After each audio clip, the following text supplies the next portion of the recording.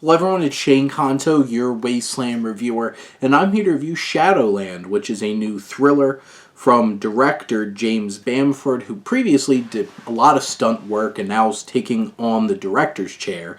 And this focuses on Jon Voight, who's a former president who's certainly dealing with what seems to be early signs of dementia, and he's dealing with these horrible nightmares about a piece of time in his presidency, and now he's post-presidency, just basically has a Secret Service around him who are all on edge, led by Philip Winchester's character, and the president, Voight, brings in some psychiatrist colleagues that he's worked with in the past, as we get Martin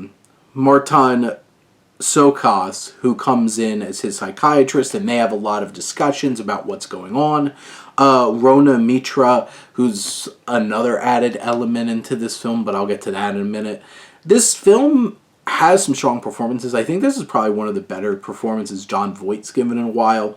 I think he's motivated here, and you can tell he really embodies this former president kind of feel.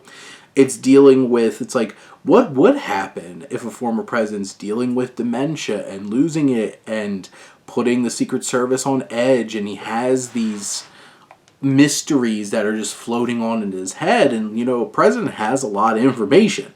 And it's such an interesting approach to this, an idea and concept. I just don't know if the execution of this film, it kind of doesn't feel like it really packs the oomph of a thriller.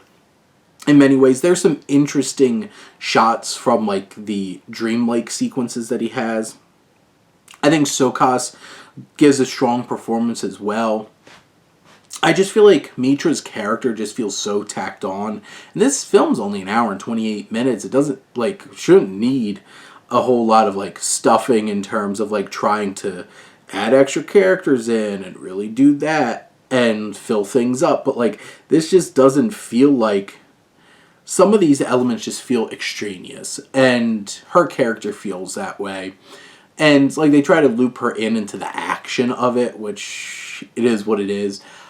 And, the actual revelations on, potentially what's really going on here behind some conspiracy and stuff like that just kind of feels lackluster and maybe a little bit too predictable.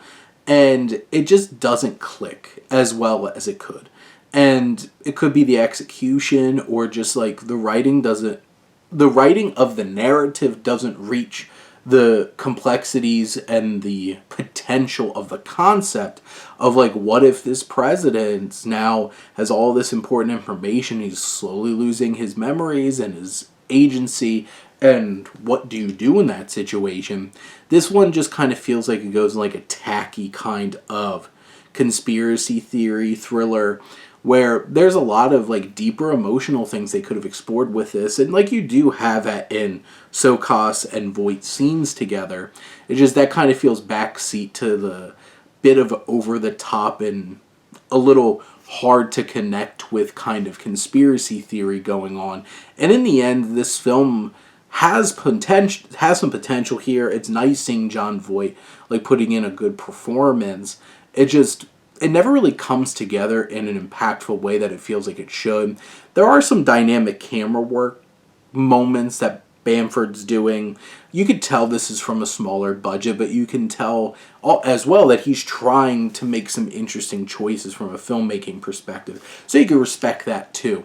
It just, in the end, it doesn't really come together and really pack the thrills, those punches that this kind of film really should. But those are my thoughts on Shadowland. Let me know what you think, and let's talk some movies. But thank you as always for tuning in and supporting your Wasteland reviewer.